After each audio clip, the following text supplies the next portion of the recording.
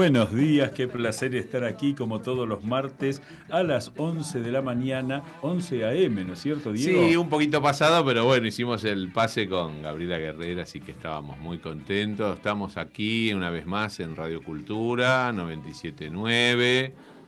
¿Dónde nos pueden contactar, escribir, escuchar si no es por la frecuencia modulada, Eduardo? www.fmradiocultura.com.ar. También nos pueden seguir en Twitter @cultura979 y el WhatsApp, que nos pueden enviar mensajes por allí, 11 55 77 11 92. Presumo que este va a ser un programa que va a dar para el WhatsApp, porque tenemos un invitado, hemos vuelto a compartir la mesa con un invitado de lujo muy querido y esperado por todos nosotros. Así es. Bueno, lo tenemos. Voy a hacer primero primero lo presento. Aquí está con nosotros Roberto Elizalde, uno de los grandes historiadores argentinos y que además amigo, hombre verborrágico, hombre digamos, de pompa y circunstancia, digo para usar un ¿Qué menos? lenguaje, ¿no es cierto? Así que bienvenido Roberto, qué gusto Muchas estar por aquí. gracias, muchas gracias. Y quiero hacer una observación que es interesante, cómo poco a poco este programa nos ha servido, por lo menos a Diego y a mí, para sentarnos con historiadores con los que no estábamos habituados a charlar de historia, ¿no es cierto? Sino que más bien... Ha sido una de las grandes enseñanzas que nos dejó el periodo pandémico de aislamiento, de hacer programas por internet, recuperar la presencia en el estudio, estar con nuestros técnicos, con Claudio, con los chicos de la producción general, Pato y José Luis, pero poder compartir con colegas. En el caso de Roberto, a quien además de estimarlo y respetarlo, quiero mucho y que compartimos páginas en el diario La Prensa. Y muchas otras cosas más. Y ¿no? muchas Tantas otras cosas. Es un programa que va en horario de protección al Sí, menor. no, pero las nuestras son cosas muy patrióticas, digamos. Esto podría decirse muy... que si fuera un truco, va a ser un truco de gallo. O sea que por momentos jugaremos en tándem nosotros contra Eduardo y en momentos Eduardo se va a unir con Roberto y me van a cantar el truco a mí. No, pero lo que decís es cierto con respecto a lo que dejó la pandemia, pero además dejó algo muy importante para todos nosotros, o por lo menos en mi caso particular, que es un problema generacional. No nacimos con un microchip de cosas técnicas, Claro, ¿no es cierto? claro. Entonces tuvimos que adaptarnos al Zoom, a toda una serie de cosas Uh-huh. que no eran la habitualidad. Exacto. E incluso extrañábamos la presencialidad. Lo que no quiere decir que no deba hacerse lo presencial, pero permitió que la gente se contacte. Por ejemplo, Claro. en la Academia Browniana, en la Academia Argentina de Artes y Ciencias de la Comunicación, la presencia de los académicos sobre un cuerpo de 30 y pico de académicos puede ser 20, 18, 17.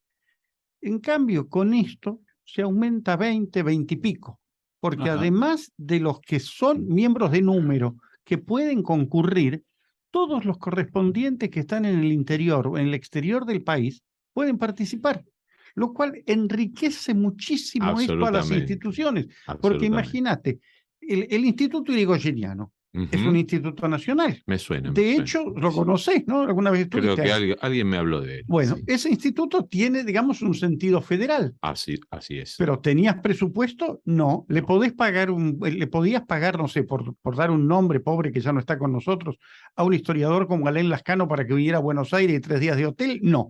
No tenía el presupuesto. Entonces, con este señor era o una conversación telefónica o que mandara un escrito, que se publicara un folleto con suerte. Y sin embargo, con el Zoom pudimos incorporar esas modalidades federales. Todo eso, y de golpe un instituto que hasta por falta de recursos, como muchísimas instituciones, eran netamente locales, además del nombre nacional, Argentina o lo que sea, se convirtieron en federales, en internacionales, porque aportan gente de otro lado que puede tener magníficas cosas. Así que ahí, Roberto, qué interesante, porque surge el tema de las instituciones.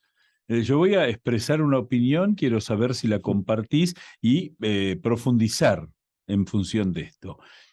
La Argentina muchos, pocos o más o menos, destina recursos a los institutos nacionales, destina recursos a las academias nacionales. Estoy de acuerdo que para mí no es suficiente, pero los destina.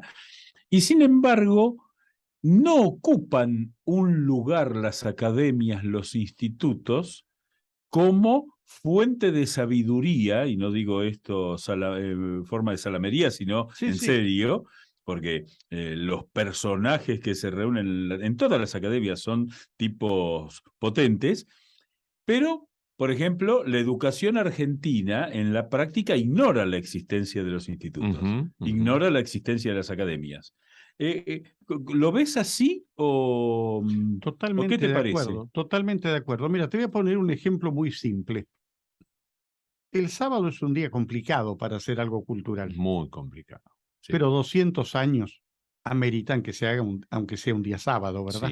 Sí. Este año cumplió 200 años la Academia Nacional de Medicina. Ajá, sí. Un querido amigo, el doctor Martí, que fue expresidente de la Academia, Manuel, me pide que yo dé el discurso en el acto central. Manda un correo y yo dije, bueno, será un panel. No, Roberto, vos sos el orador de fondo para referirte a esto. Bueno, sábado a las 10 de la mañana el acto. ¿Saben qué autoridad había del gobierno nacional y municipal? Una legisladora. Claro. Una legisladora. Claro. Entonces, sobre 60. Sobre 60 legisladores, no. Más todo el cuerpo ejecutivo. Todo el cuerpo ejecutivo de la ciudad y todo el gobierno nacional. Y mi pregunta pasa por este lado. Probablemente, si yo soy ministro, pueda decir que no corresponde como funcionario en el pensamiento, pero puedo pensar, ¡oh, qué locura! Estos de la Academia de Letras, estos bohemios poetas y qué sé yo, que celebran su aniversario hoy sábado, que ganas de arruinarme el fin de semana. Yo no voy, va fulano. Yo no, estos locos que pintan, estos bohemios de la de Bellas Artes, estos fulanos, estos menganos. Pero la de medicina, ¿quién no ha tenido que recurrir por sí? Por alguien bueno, pero viste que el Papa afecto. parece que va a sacar el precepto del domingo porque quiere descansar.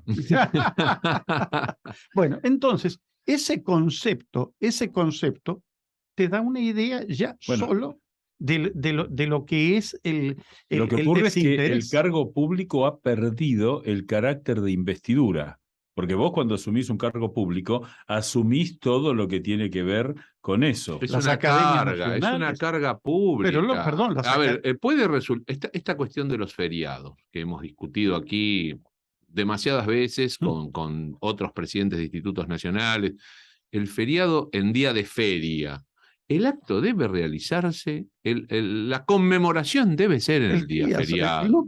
Para suerte, viejo. Lógico. Y si a usted le toca ser ministro del ramo y es de su jurisdicción, levántese temprano y ponga el despertador y vaya a donde debe ir y presida el acto como debe ser, como corresponde. Es una carga pública. Pero sin ninguna duda, porque además hay otra cosa que es esta, y que viene a cuento de todo este contexto que hablamos.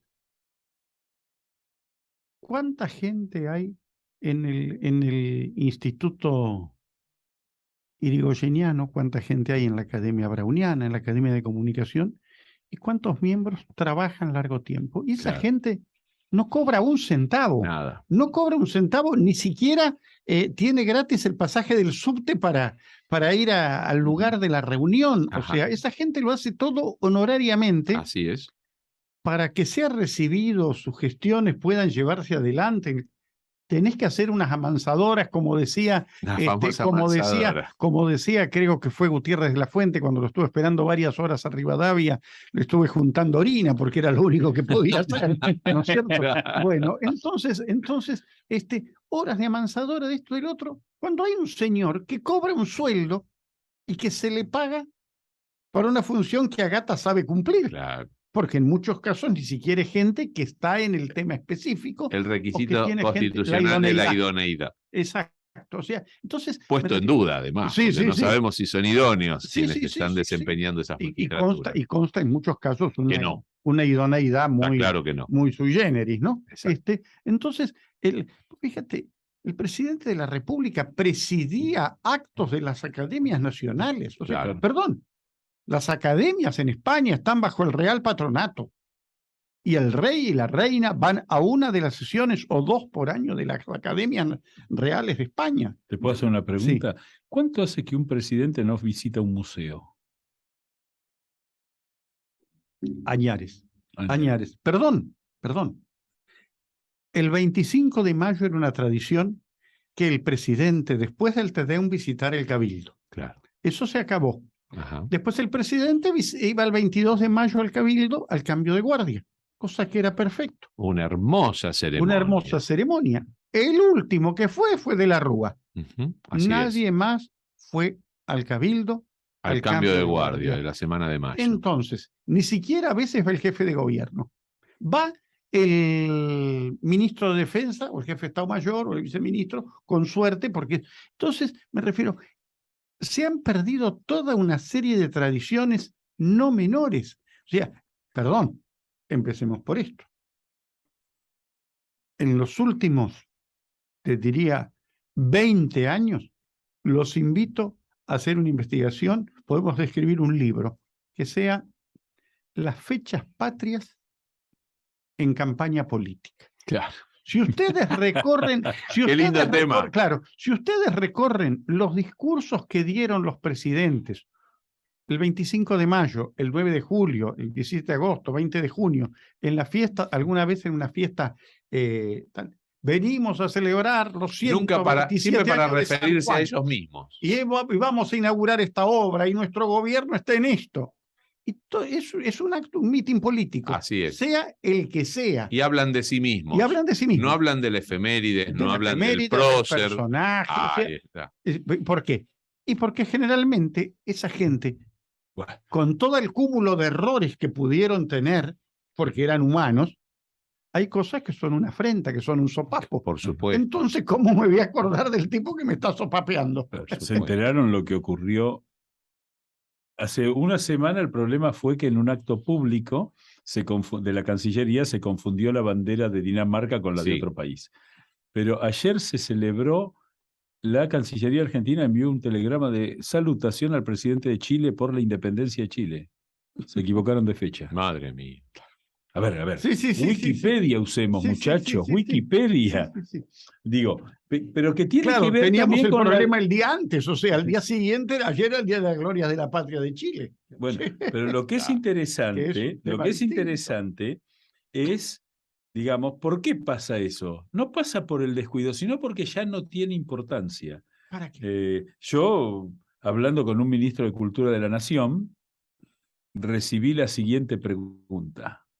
¿Se puede decir una mala palabra? Sí, por ¿Me supuesto. deja? Che, yo necesitaría que me expliques para qué carajos hay museos nacionales.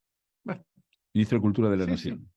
El presidente no visita, los presidentes no visitan los museos. O sea, la última vez que yo vi a un personaje en la ciudad de Buenos Aires, me refiero así, en una cosa, en un museo, fue el 4 de enero del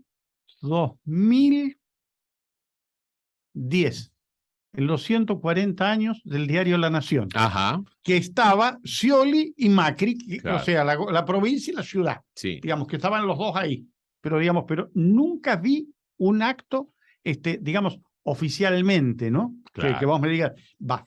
Y si empezás a recorrer una serie de fotografías históricas, te das cuenta de una serie de episodios en los cuales... Bueno, ahora se viene el centenario de Alvear, y Alvear, la cantidad de fotos que tiene en los museos y en las galerías de arte de la más diferente laya. El etnológico, etnográfico, perdón.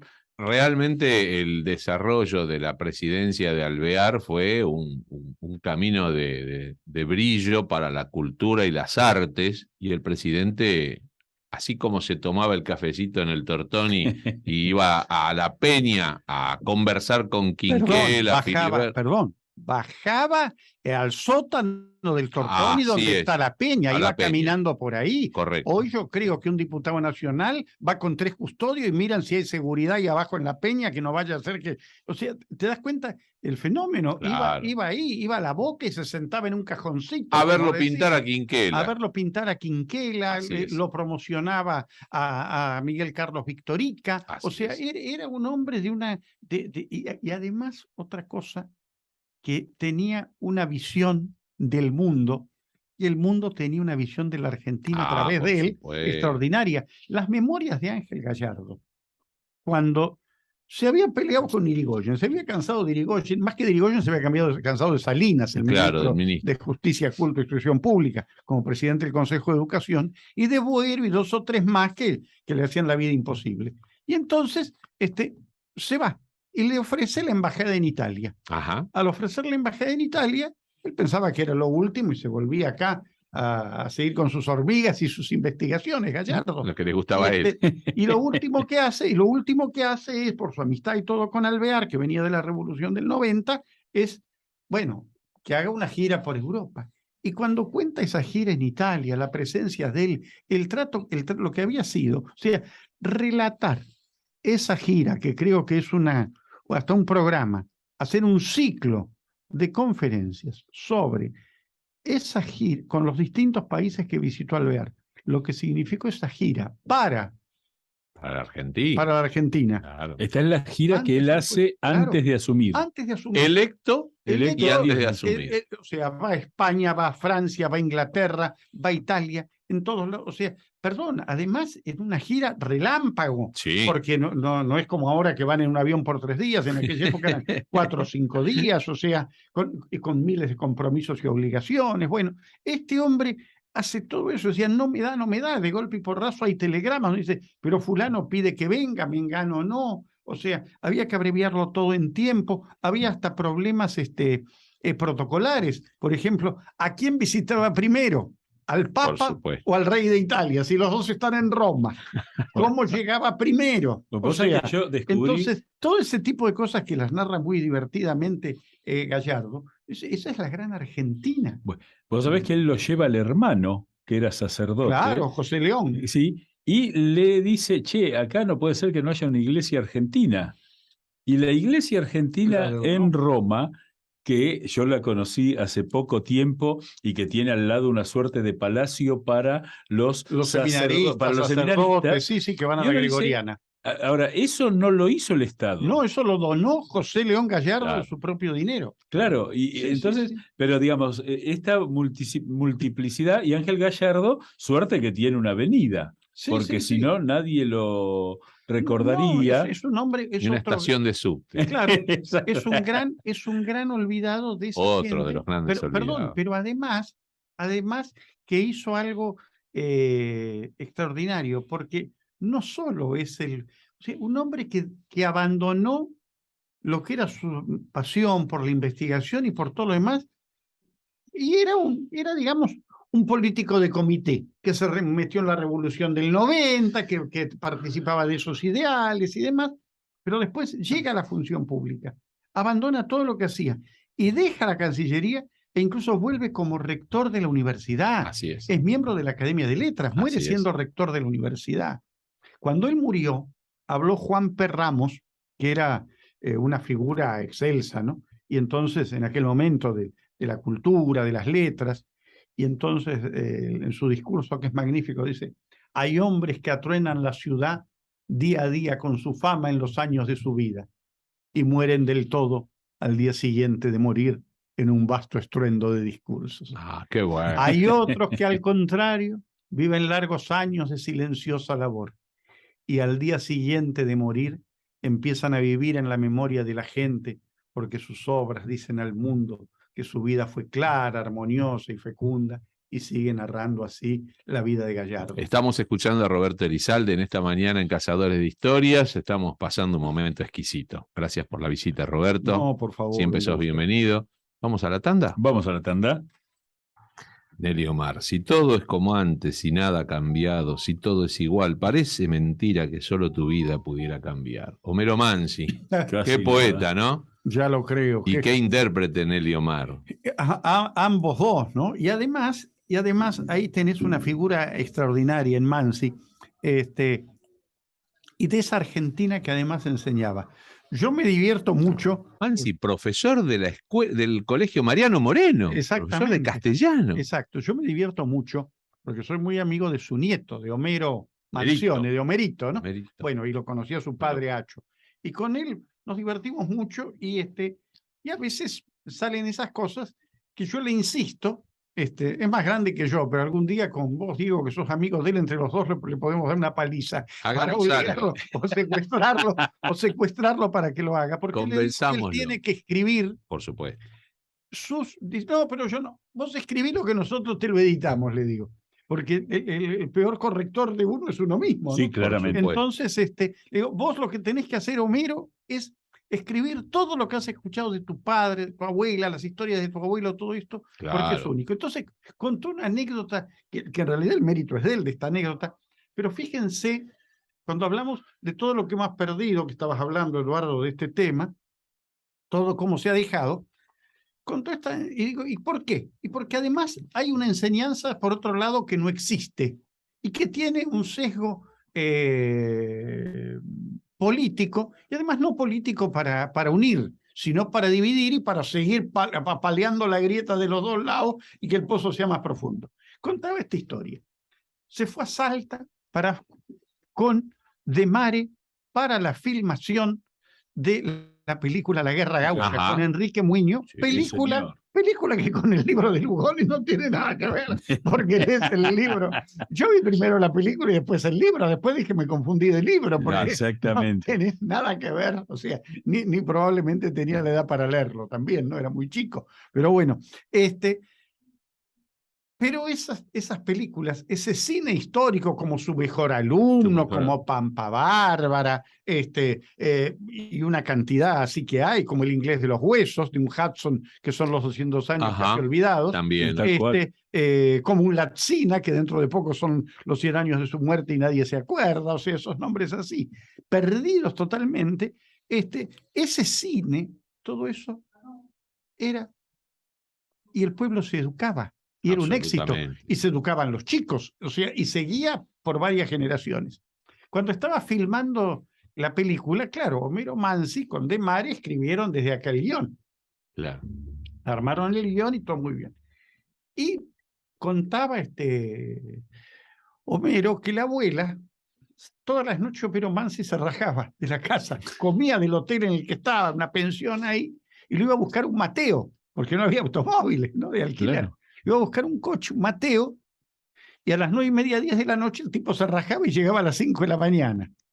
Y había ido con la mujer. Claro. Y la mujer estaba dudando ya demasiado de todas estas circunstancias, porque él no decía por qué se iba. Él se iba. O sea, pero estaba el set de filmación y estaban los autores del libro. Bueno, y un día deciden seguirlo. Y consiguen un auto y lo siguen. ¿Y dónde paraba? En un boliche, no le llamemos pulpería, en el medio del campo, donde se pasaba la noche conversando con los paisanos, viendo los detalles, las cosas, y todo eso perfeccionaba el libro que había escrito en la realidad visual, que no conocía, porque como todos, al no conocer, tenés algo de imaginación. Mirá cómo está el pueblo en Jujuy, vos te lo imaginas de una manera, y cuando llegas es parecido, pero hay cosas que hay que mejorarlas un poco. Bueno, entonces este hombre hacía todo eso. Fíjate el valor que tenían hasta los que escribían esos argumentos. Por eso te digo, lo que es la exquisitez de un hombre como Homero Mansi, que lo tenemos como un gran hombre de las letras, indudablemente, pero hasta en ese detalle de respeto al que lo iba a ver. Iba a la fuente, iba a donde estaba la paisanada. Iba a aprender. Iba a aprender. No, digamos, hoy día el tema es, digamos, siempre toda generalización es injusta, siempre, ¿no? Pero hay como una idea de que las cosas son así, ¿no? Sí. A mí me causa mucha gracia, o no tanta, pero en todos los temas. Los argentinos hemos hecho una exaltación tan grande de nuestro narcisismo que quizá aplicar a la sociología una categoría psicológica está mal, pero vos fíjate que antes los argentinos nos atrevíamos a ser todos éramos directores de la selección nacional de Sí, fútbol, más vale. todo. Después, espera noviembre. Sí, sí. Ahí vamos a saber la verdad. Pero después empezamos a ser todos ministros de Economía. Sí, sí. Todos sabemos lo que el Papa tiene que hacer para hacer las cosas bien. Sí. ¿No? Si no hacen lo que yo digo, el Papa se equivoca. Claro. Y ahora, en estos días, era interesante escuchar, estos ingleses no tienen idea, mirá las cosas que están haciendo, qué atrasados. Sí. Es algo asombroso Los porque comentaristas, yo escuchaba a los comentaristas de las ceremonias o de las cosas a veces que había, pero no me refiero a comentaristas de la televisión, algunos pueden ser, pero otros que vos los escuchabas en la vida cotidiana, ¿no es cierto? Sabían tal cosa de Palacio, secretos que no lo saben ni de tu hermano. Sí. No, bueno, ya salió la versión de que en realidad está muy enfermo Carlos y tienen todo listo para la abdicación, para que suba William porque hicieron una encuesta. O sea, es extraordinario, es extraordinario. El poder de imaginación que hay es y ayer hablaba con alguien y decía, solamente ver lo de ayer, esas exequias, eso es realmente imponente y un signo de un respeto, de algo que no es común ver, ¿no? Y de una altísima cultura civil, una cultura civil extraordinaria. Exacto, pero es que ese es el gran problema que nos falta, y eso yo creo, y vuelvo a insistir, que lo habrán dicho ustedes 1000 veces, se los habrán dicho acá otras muchas más, es la falta del conocimiento de la historia. Ese ministro que te decía, ¿por qué los museos? ¿Y para qué sirve la historia? Para no cometer el mismo error, hermano. Aunque sea por sea autoprotección. Exactamente. Además, ese sentido de la falta de generosidad. Yo, hace poco estaba hablando con alguien de los comienzos, cuando uno empezó a investigar, y cuando yo pienso que tenía 17 años y que el padre Furlong me dedicaba horas. Y Furlong, ¿quién era Furlong? ¿No? Claro. Uno sabía quién era Furlong. Hablemos de Furlong porque es probable que muchos de nuestros escuchadores ahora no sepan quién es Furlong. Ahora les cuento quién era Furlong, pero esto es gracioso. Un día me dice Furlong que tenía un humor bárbaro y que había sido profesor, un sacerdote jesuita, y había sido profesor de inglés. ¡Oh, my boy! ¡Cite! ¿Sabe por qué? Entonces, ¿te imaginas 17 años cuando te preguntaba una cosa así, un monstruo de estos? Y padre, sí. Y porque es erudición. Muy bien. Y además, porque así se puede. Claro, porque cuando usted cita, además, usted vio una cosa que está pensando en esa, pero otro va a ir a buscar el documento y va a ver algo que usted no vio. Pero no, usted no lo vio porque no es que no sea talentoso, no es que no lo conozca. Usted, su mente estaba buscando este tema, no el de al lado. ¿Me entiende por qué citar? Sí, padre. ¿Y por qué más? No sé, padre. Porque si se equivocó el otro, no es usted. Bueno, qué bueno.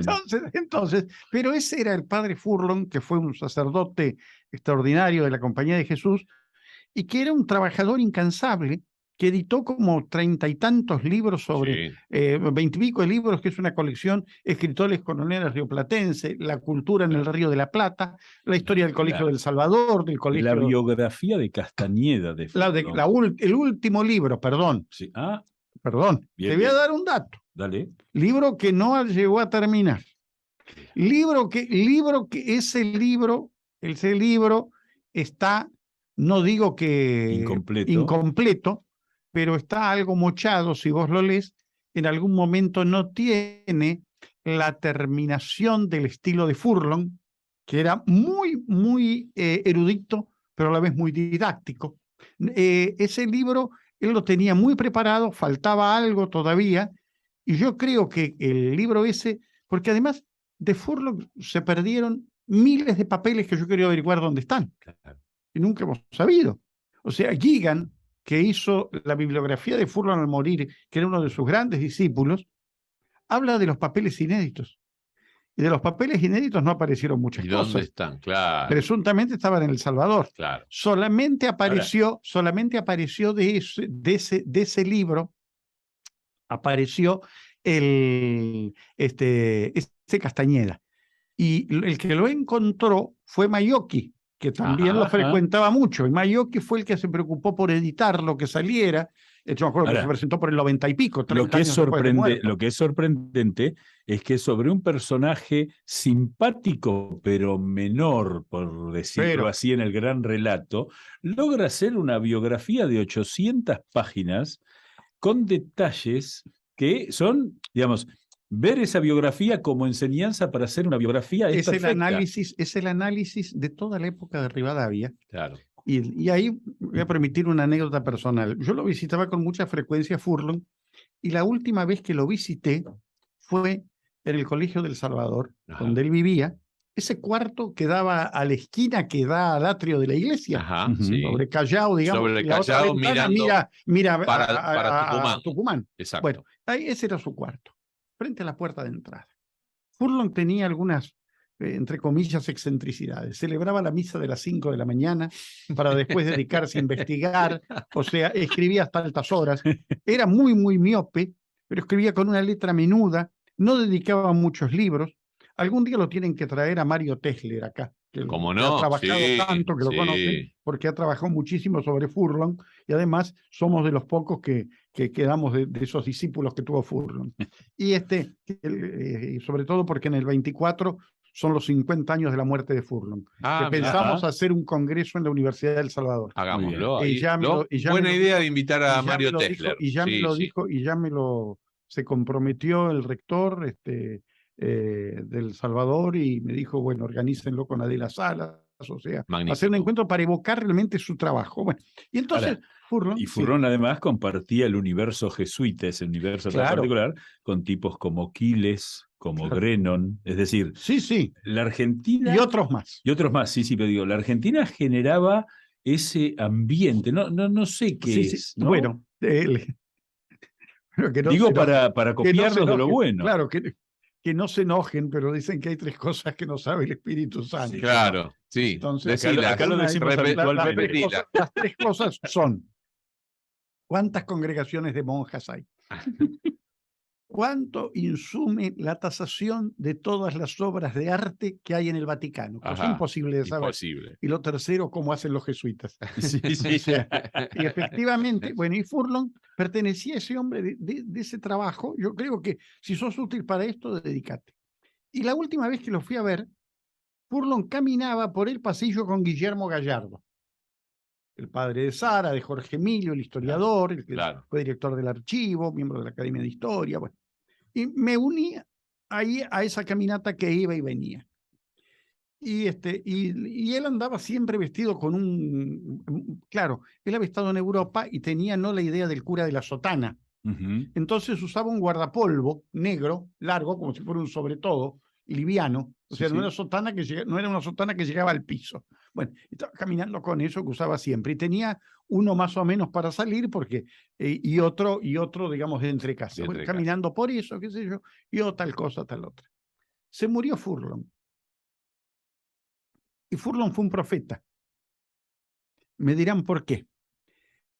Entre los papeles de Furlong se encontró, año 1974, una carta que le dirige al provincial.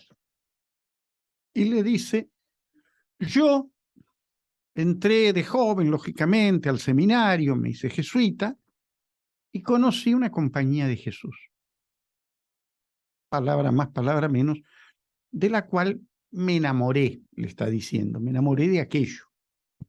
Para darles una idea, es como si nosotros decimos qué tiempos de la Argentina vivimos, y qué diferencias, ¿no es cierto? Lo que era aquello y lo que soy, lo que eran aquellas fechas patrias, como decimos hace un rato, y lo que es al presente. Entonces, más o menos a ese nivel, lo dice Furlong. Le dice: haga lo imposible por tal cosa, por tal otra. Y buena le ha tocado a usted, como le decían a Bogarín el Viejo.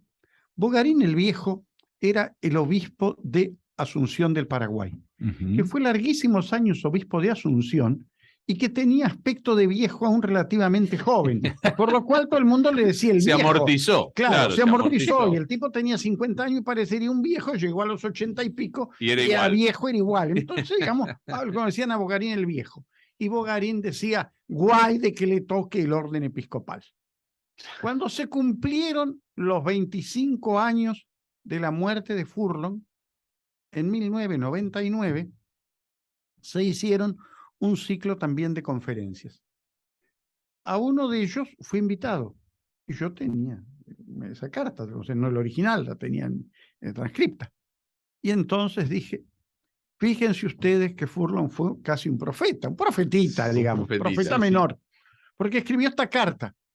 Y ese pobre provincial hoy es el arzobispo de Buenos Aires. Jorge Bergoglio. Terminó siendo el papa. Claro. O sea, mira si no fue profeta. Sí, ¿no? Qué bueno. Era una anécdota divertida de Furlong, de esas cosas que tenía, y que fue un hombre que formó generaciones. Claro. Formó generaciones. Y además de una historia que dejó el camino abierto, porque era un hombre que podía haber escrito lo que escribió sin demasiado. Recorrer la obra de Furlong es apabullante la cantidad de citas documentales y bibliográficas. O sea, dejó abierto el camino para que se siga investigando y haciendo y haciendo. O sea, abrió gente con era gente con una conciencia de lo que era ejercer la docencia, ¿no? También, en claro. todo su vida, su derrotero, ejercía la docencia, estaba enseñando, formando, y esto hace que hoy muchos de esos discípulos, en este caso vos, querido Roberto, estés acá compartiendo estos recuerdos, estas vivencias, este aprendizaje que es de todos los días. Claro. Porque nosotros seguimos aprendiendo. Aún desde la cátedra aprendemos siempre. Pero desde ya. Esa forma que tenía Furlong, además, Furlong formó gente muy curiosa, a la cual todo el mundo le ha reconocido, y que hoy, digamos, hasta, no digo que sea gente olvidada, pero, o sea, haría falta un poco de tónico para la memoria, ¿no? Claro. Félix Luna le reconocía a Furlong. Sí, sin duda. Lo que había sido, porque además Furlong era, con sus artículos, con las cosas que publicaba, era un hombre totalmente didáctico. Llegaba a la gente. Sí. Y, o sea, escrito de una manera sencilla, y eso fue pero a la vez documental. Algo que Falucho. Y eso Falucho lo abrevó. Abrevó ahí y él lo logró hacer. Y lo logró hacer y llegar. Y hoy falta tanto de esa seriedad académica, ¿no es cierto? Que no tiene por qué ser engolada. No pero hace que falta. Tiene, pero a lo que mejor tiene aleja eso. Exactamente. Si con un pero fin tiene divulgativo. tiene que ser para divulgar, para conversar, para tener esa, para llegar a la gente, que en el fondo es la obligación de todos. Aprovechando que estás acá, Roberto, y quiero, ya que estás de testigo, voy a hacer un reconocimiento a mi compañero de programa, que esas cosas que a veces en el mundo de los intelectuales no se da. Hace unos meses me dicen, acá, al aire, dice, ¿vos te imaginás si estos dos personajes, estabas hablando recién del tema de la grieta apalada de ambos extremos, ¿no? ¿Vos te imaginás qué pasaría si toman un café el expresidente y la vicepresidenta? Y ahora que se está hablando diálogo y se proclama, se hacen protestas por el diálogo, por el entendimiento, por superar el discurso del odio. Hace unos días, el expresidente podría haber tocado el timbre, acá a la vuelta de donde estamos haciendo el programa de radio, en la calle Juncal y Uruguay. Y eso hubiese sido el diálogo. Sin necesidad de decir nada, haciendo, ¿cómo? Con el ejemplo. ¿No es cierto? ¿Y qué necesidad de proclamar algo? No, vamos a hacer una convocatoria. ¿Qué convocatoria? Si esto se resuelve con gestos, con conductas. Perdóname, lo que estás diciendo es una cosa muy lógica y muy normal. Y lo que hablabas con Eduardo como reconocimiento, yo voy a hacer un reconocimiento por otro lado. Nadie puede decir que yo soy un historiador revisionista. Claro. Nadie puede decir que yo estoy metido en la corriente rosista. Sí. Nadie puede decir que yo estoy metido en una corriente, digamos, como se ha adherido al peronismo. Así es. Sin embargo, tengo excelente relación con gente del Instituto Juan Manuel de Rosas. Claro.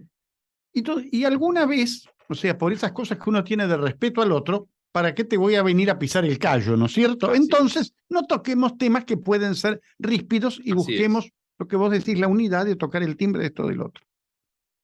A mí me ha tocado varias veces el timbre un amigo con el cual nunca he tenido, nunca había hablado de cuestiones históricas, porque sabía que podía estar la grieta Claro. o no.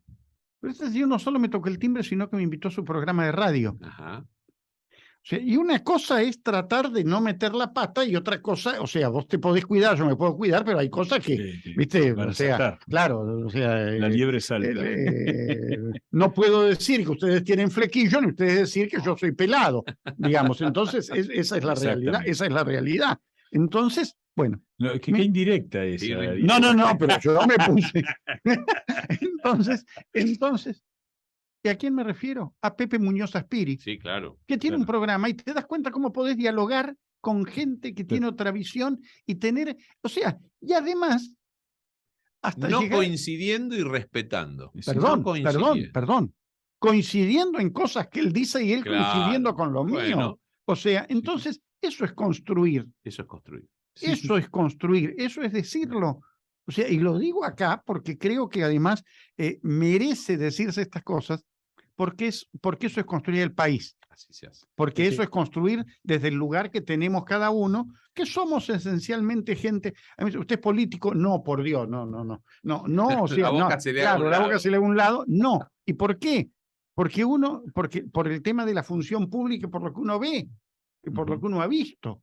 La experiencia del ministro, la experiencia de fulano, la experiencia, o sea, perdón, no hemos logrado con la Junta de Estudios Históricos de la Recoleta que una calle de Buenos Aires, que un cantero del barrio lleve el nombre del primer historiador del barrio y del primer historiador de Buenos Aires en el siglo XVII y XVIII, Ricardo de la Fuente Machain.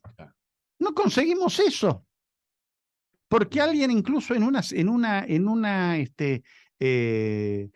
esas cosas que están armadas, uno de estos tinterillos que están de asesores y que andan por ahí, cuando tuve que, claro, que, o sea, y soy muy elegante al poner Podría haberle dicho ese apodo. cagatista. Exactamente. No, porque ni siquiera la insumen.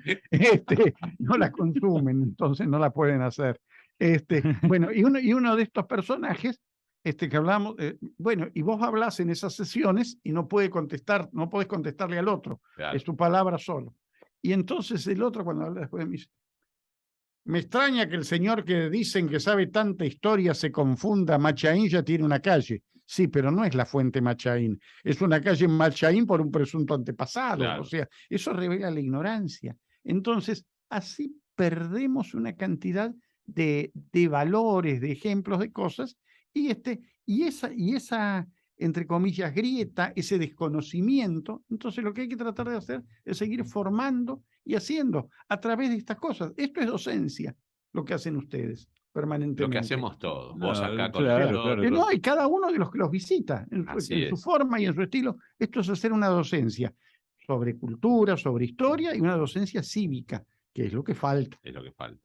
Y que los chicos no tienen idea. Vos lo verás en el colegio. Lo vemos a diario. Lo ves a diario, o sea, es una cosa que no tiene nada que ver con lo que hemos vivido. Esto que estás contando me recuerda un viejo chiste gorila. ¿No? Hacemos la aclaración que simplemente lo traemos como eso. Se decía que cuando Carlos Aloé, gobernador de la provincia de Buenos Aires, asumió en 1952, hizo un discurso. Aloé, por ejemplo, era un tipo mucho más culto de lo que parecía.